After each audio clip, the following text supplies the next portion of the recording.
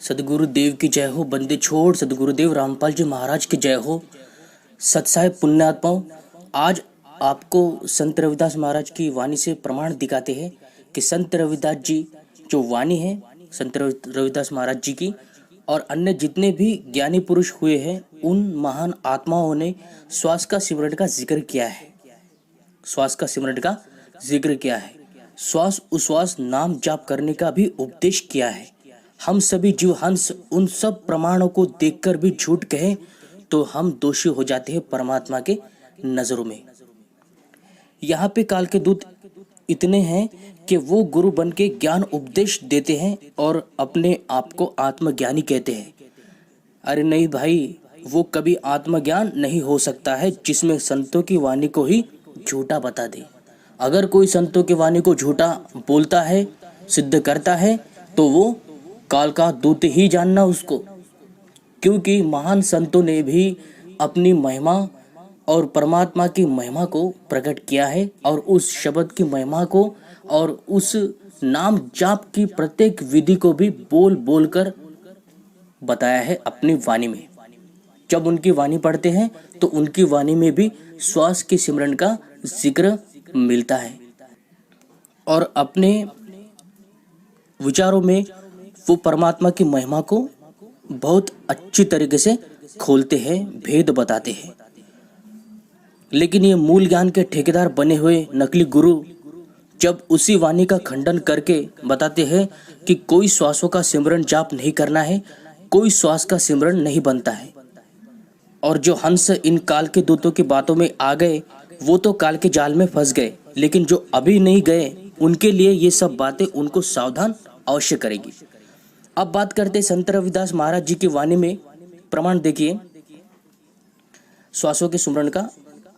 पुण्यात्माओं, ये काल के दूत कहते हैं कि श्वासों का सिमरन का जाप नहीं करना है, श्वास के सिमरन का जाप नहीं करना है, श्वास का सिमरन ही नहीं करना है।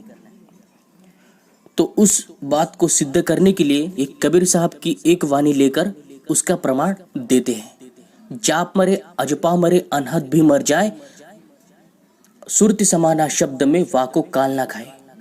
अब इस वाणी का भी इनको कुछ भेद ज्ञान तो नहीं है, क्योंकि सारा कुछ इनको ये सब बोल के या ये सब ज्ञान बताकर एक ही अर्थ पर जोड़ना है, आत्मा से। आत्मा के ऊपर आपका ध्यान ही लगाना इनका उद्देश्य होता है। केवल ये घुमा फिरा के आपको ऐसे ही मूर्ख बना के वाणियों को दिखा दिखा कर ये आपके सामने महान बन जाते हैं, महान गुरु बन जाते हैं और आप उनको महान गुरु बना लेते हो, सदगुरु मान लेते हो। पुण्यात्माओं, अनेकों बात करने वाला, मसालेदार बात करने वाला, चटपटी घनी बातें करने वाला कभी भी सदगुरु नहीं होता है। सदगुरु केवल बातों का ही शेर नहीं होता है, वो सत्य ज्ञान का और सामर्थ्यवान भी होता है। क्या ज्ञान ही केवल देने आता है सदगुरु? क्या अन्य कोई कार्य भी कर सकता है? सोच समझ कर ही कदम उठाना है, क्योंकि ये भक्ति का मार्ग है। कोई जीव ही विरला ही इसको समझ सकता है अच्छे तरीके से। तो अपने अब जाप मरे अजपा मरे अनहद भी मर जाए, अब इस वाणी का भाव भी इनके समझ से परे है। इनको केवल आत्मा का ध्यान करना है और उसी को सार शब्द की साधना कहते हैं। आत्मा का ध्यान ही इनका नाम है, इनका शब्द है। पहले ये लोग बेवकूफ बना के बेचारे भोले जो को नकली नाम जाप करने के लिए देते हैं, 3-4 साल तक नकली नाम जपवाते हैं उनसे, फिर इनके पाखंड में जीव पूरा फंस जाता है और अंत में आत्मा का ध्यान की विधि इनको बताकर इसी को ही शब्द सूरत साधना कहते हैं। इसी को उस जीव को कहते हैं कि यही शब्द सूरत की साधना है। आत्मा का ध्यान ही, आत्मा शब्द है और उसका ध्यान ही शब्द सूरत ध्यान है, शब्द सूरत योग है। इनके अनुसार शब्द सूरत जो है वो शब्द है आत्मा और ध्यान है सूरत, और इसी को ये सार शब्द की साधना भी कहते हैं। इसी को सार नाम की साधना कहते हैं। यही शब्द की साधना है और यही इनका अंतिम ज्ञान है, यही इनका फाइनल ज्ञान है। बस इसके अतिरिक्त इनको कुछ भी ज्ञान नहीं है। केवल ध्यान के अतिरिक्त ही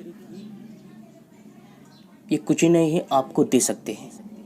अब यहाँ इन संतों से यदि आप नाम लेने जाते हो तो ये आपको केवल और केवल ध्यान ही लगवाते हैं। ध्यान को सर्वश्रेष्ठ कहते हैं और ध्यान को ही ये लोग सार शब्द की साधना कहते हैं। तो इस तरीके से इस भोले भगत को या भोले इस समाज को अब जो कुछ ज्ञान नहीं जानता है उसको ये बड़ी आसानी से बेवकूफ़ बना सकते हैं, मूर्ख बना सकते हैं, इनके पाखंड में पूरी तरह से फंसा सकते हैं। क्योंकि जो नए भगत आते हैं, नए नए अनुभव जिज्ञासु आत्माएं आती है, उनको कोई ज्ञान ही नहीं रहता है, कोई अनुभव ही नहीं रहता है। तो ये लोग उनकी बातों में आ जाते हैं, नकली इन पाखंडियों की। लेकिन इन पाखंडियों की भी जब पोल खुल जाती है, जब वो सदगुरु इनके लिए कुछ भी नहीं कर पाते हैं और वो दुखी होकर उस नकली को छोड़कर असली सदगुरु से जुड़ जाते हैं, फिर उनको वो महत्व समझ में आता है कि ये तो केवल बातें ही करता है, बातों का ही ज्ञान रखता है, इसमें कोई भी सामर्थ्यता नहीं है, ये कोई सिद्ध पुरुष नहीं है।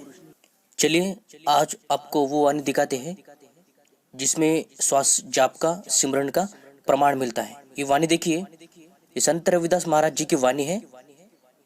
उनके जीवन चरित्र में ये वाणी आपको पढ़ने को और देखने को मिलेगी, तो अब इसे पढ़ सकते हो।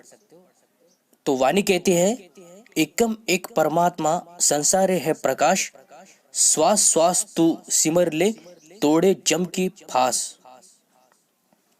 कि एक परमात्मा के ही सत्य ज्ञान की रोशनी सर्वत्र फैल रही है।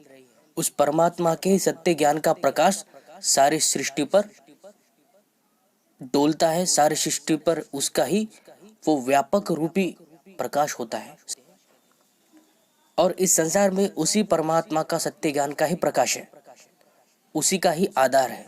यदि कोई भेदी गुरु मिल जाए और वो भेद हमें बता दे सिमरन जाप का, जो श्वास का सिमरन होता है, तो हम इस जन्म मरण से छुटकारा पा सकते हैं। जन्म मरण का रोग सभी जीवात्मा को लगा है, लेकिन जन्म मरण को और इस यम की फांस को तोड़ने का काम वो श्वास का सिमरन करता है, और वो भी भेदी गुरु ही दे सकता है। अन्य जितने भी नकली कबीरपंथी हैं वो आपको इस बात का खंडन करते हैं, वो आपको खंडन करेंगे, आपको उलझा देंगे वाणी में, आपको उलझाने का काम करेंगे कि नहीं वो अजपा जाप नहीं करना है, श्वासों का जो सुमरन है वो करना ही नहीं है।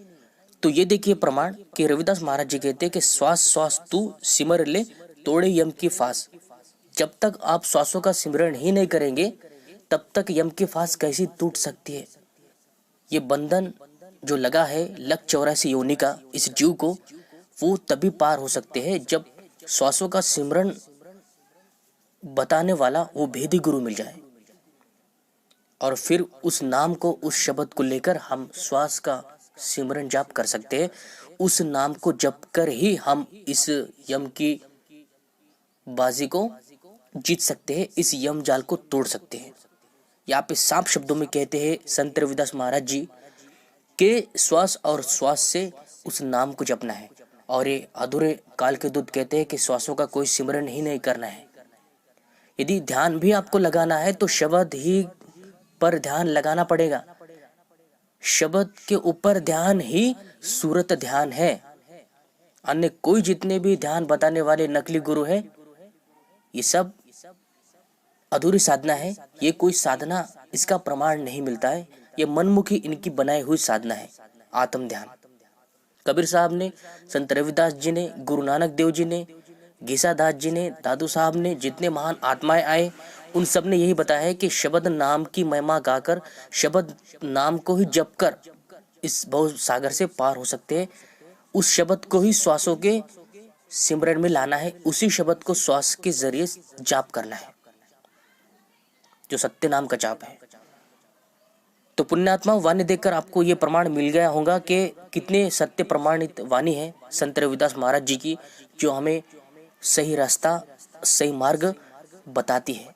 लेकिन इन नकलियों ने इतना भरमजाल फैला रखा है चारों ओर कि सत्य ज्ञान की भनक भी किसी जीव आत्मा को नहीं लगी है, क्योंकि ये काल के दूत रोड़ा बन जाते हैं। ये काल के दूत का अज्ञान सुनकर जीव भ्रमित हो जाता है, लेकिन संतों की वाणी आखिर उसे संभाल ही लेती है। वो हर एक कदम को रोक देती है। सत्य ज्ञान को समझने के लिए हमें धीर, विवेक और बुद्धि की आवश्यकता है। तो सोच और समझ के ही गुरु बनाए, सोच समझ के ही कदम उठाए। और नाम जिस गुरु से भी आप लेना चाहते हो तो सबसे पहले परखो, निरखो कि वो गुरु है भी कि नहीं, वो सदगुरु है भी कि नहीं, या यूं ही हमें उलझा रहा है, मूर्ख बना रहा है। तो सावधान रहिए पुण्यात्माओं। यही आपको बताना था कि संत रविदास महाराज जी के इस वाणी में श्वास उश्वास का प्रमाण मिलता है कि रविदास महाराज जी कहते हैं कि श्वासों का सुमरण करना ही करना है, तभी हम यमजाल से छूट सकते हैं, मुक्त हो सकते हैं। तो यही आपको बताना था। तो मिलते हैं अगले वीडियो में, तब तक के लिए सभी को सत साहेब। जय बंदी छोड़ की, जय बंदी छोड़ की।